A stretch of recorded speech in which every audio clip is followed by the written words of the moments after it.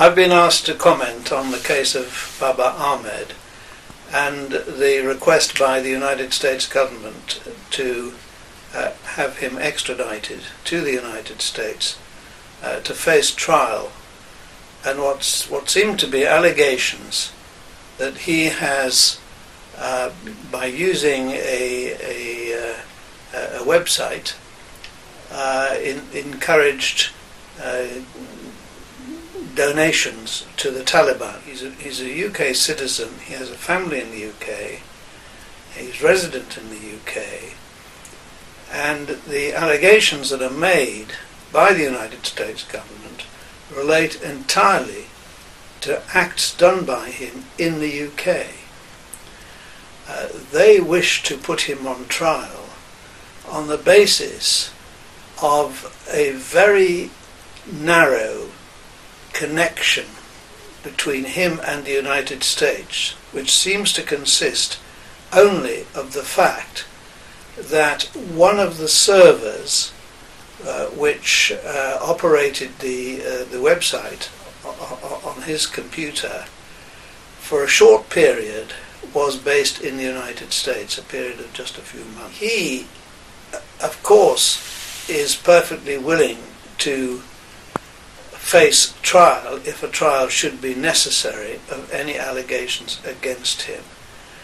But these particular allegations are not linked to the United States particularly, and there doesn't seem to be any rational basis for making him travel to the United States to face trial when he could equally well be put on trial in the United Kingdom were the allegations regarded as sufficiently strong by the UK authorities.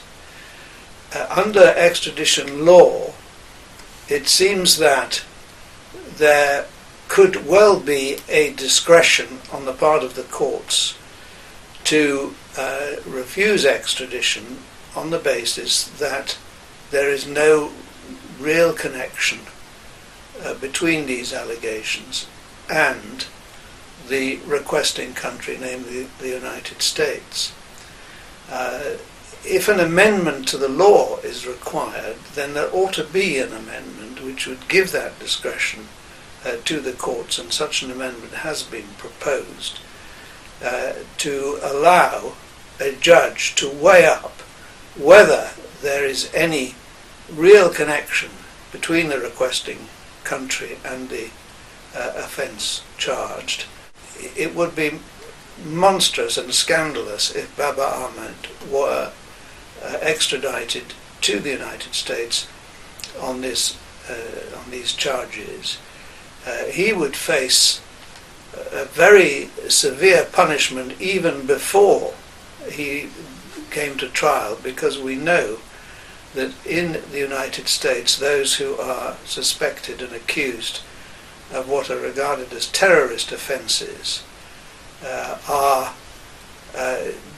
detained in not very good conditions and may be detained for a very long period. Bail is likely to be refused to him. He may have to spend a very long time awaiting trial, even if ultimately he may be acquitted there. So there would be very severe hardship if he were extradited. There is no injustice done if he were put on trial if the British authorities thought fit to put him on trial, and Parliament should amend the law, take whatever steps are necessary to prevent this extradition. There is a petition before Parliament asking that Babar Ahmad be tried in Britain and not extradited to the United States. If he is extradited, he will face great hardship there. He has already faced extraordinary hardship in Britain, where he has been detained for 7 years fighting extradition. That must come to an end. The petition covers that. The petition invites Parliament to take whatever steps are necessary to prevent the gross injustice that would take place if Babar Ahmad is extradited to the United States.